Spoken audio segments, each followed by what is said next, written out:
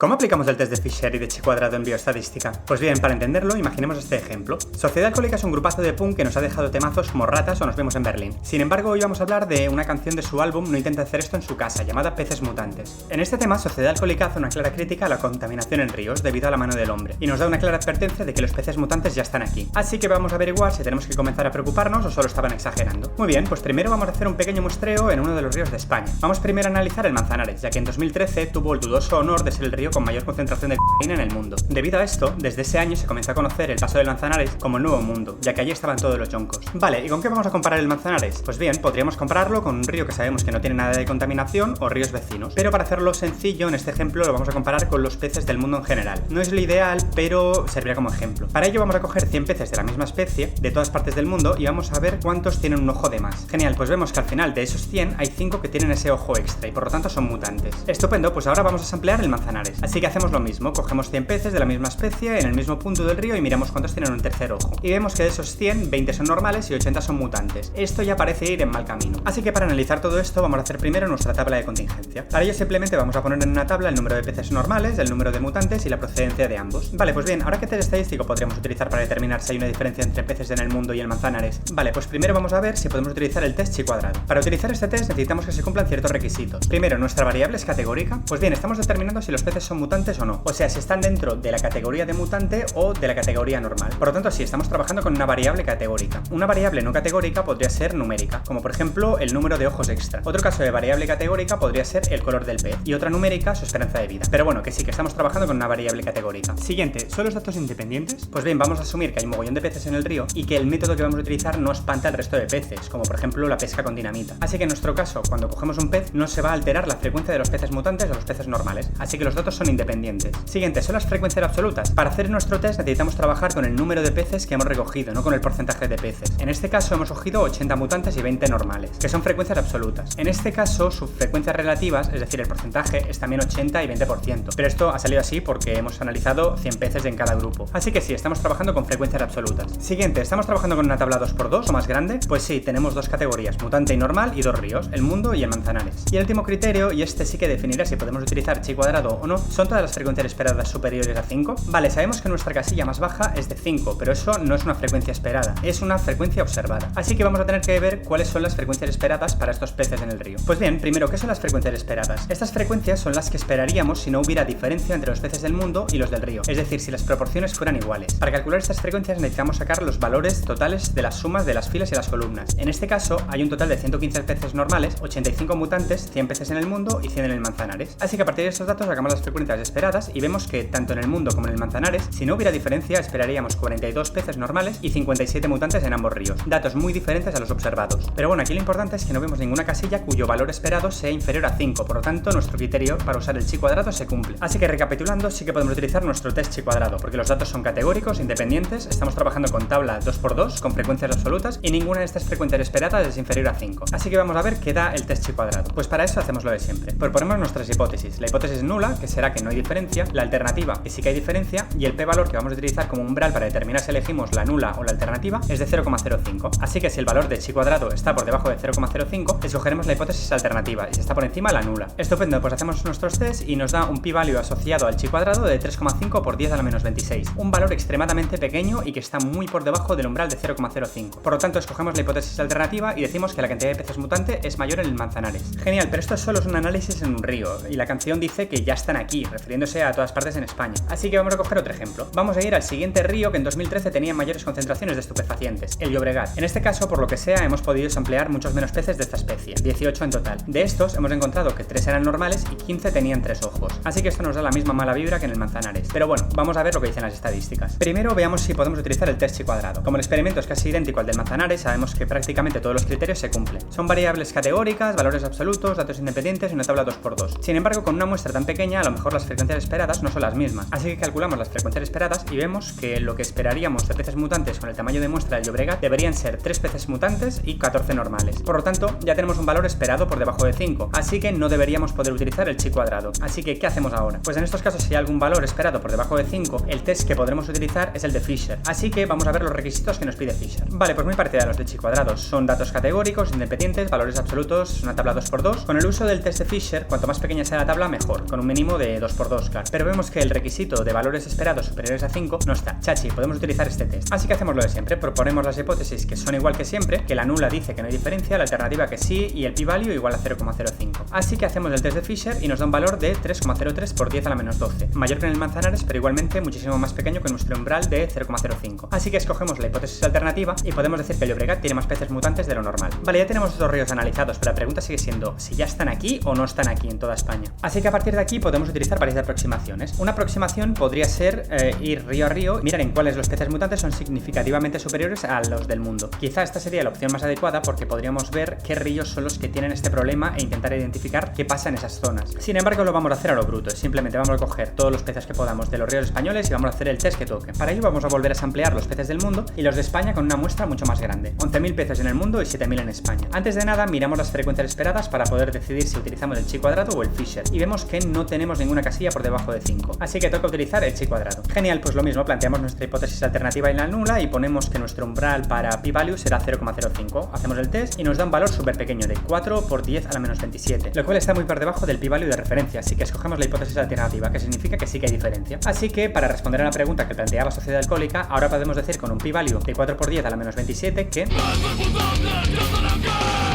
Y eso ha sido más o menos como aplicamos el test chi cuadrado y Fisher en bioestadística.